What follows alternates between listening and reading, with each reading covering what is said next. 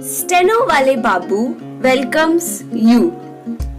Shorthand dictations in male and female voice from all sources like magazines, speeches, and editorials at various speeds up to 120 WPM for various departments like SSC, DSSB, CRPF, Delhi Police, etc.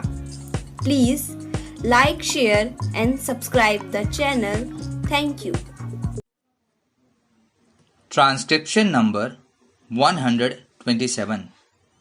Mr. Deputy Chairman, after hearing this discussion, which has been threadbare, there is very little new to be said on the subject, and I will just say a few words by way of expression of the public views on this important measure. As we have seen since morning, there is no section of the House which has welcomed this measure. This is apprehended to be unnecessary because we have seen there are two main things as far as this amending bill is concerned. One is in regard to the summary eviction of the occupants, and the other is unauthorized occupation. I would like to say that it may be that administratively the government is faced with some difficulty, but as it has been stressed in this house, this question is more of a human nature than of any other administrative difficulty. Who are the people who are affected by this measure?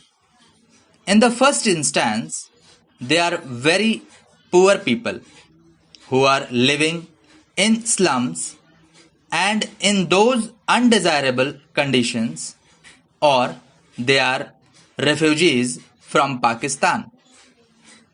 We have seen that even rich people who came to India as refugees have had to take shelter in any corner or in the verandas or on the pavements wherever they could find a little accommodation, and they have lived for years under conditions which were most unhealthy and undesirable. In due course of time, these people have been able to put some roof over their heads. As it is, it seems that the provisions which are sought to be provided in this amending bill are very innocuous. But in view of the fact that it will affect mainly the poor people and refugees, naturally it becomes a human problem, and the legislatures have to be very careful before they give their assent, because they have to deal with the public directly, and therefore whatever comes before the House, they have to see from the public point of view. I would submit that ordinarily there would be no difficulty in giving assent to this bill. Firstly, even when they occupied the premises, they had to face real harassment at the hands of the municipalities and also the Improvement Trust and others. Now that they have got some shelter over their heads if they are to be removed from there, they have to be treated very kindly. I dare say, just now, the Honorable Health Minister, in a very sympathetic way, explained the real position, and I am sure, and conditions would be as she has promised them to be.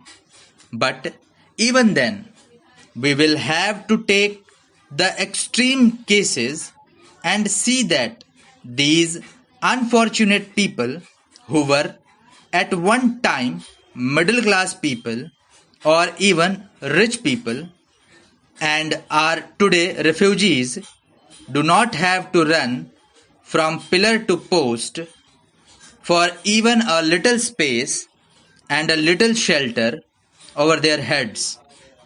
If, due to some mistake of the authorities or red tapeism or due to ordinary administrative difficulties, the lower authorities take a strong view of it, then their conditions would become really harassing and very inconvenient. I would therefore submit that this summary eviction is a great sting in dealing with such kind of people who are very poor and especially who are refugees. As far as the land is concerned or the premises are concerned, government already possess the authority and power. Now they want to extend this authority even to the houses, and therefore this summary eviction is rather an objectionable thing. I do not know what difficulty the government feels in not going to the law court whenever any person becomes unreasonable and he has to be removed and he does not want to go. More than one honorable member has on the floor of the house stressed this point, and I will submit that the sting will be taken out of this whole bill if the summary eviction provision is removed. In case of necessity, the government, like any other private individual, can go to the law court. Secondly, in regard to the unauthorized occupation also, this provision has been made in clause 4C.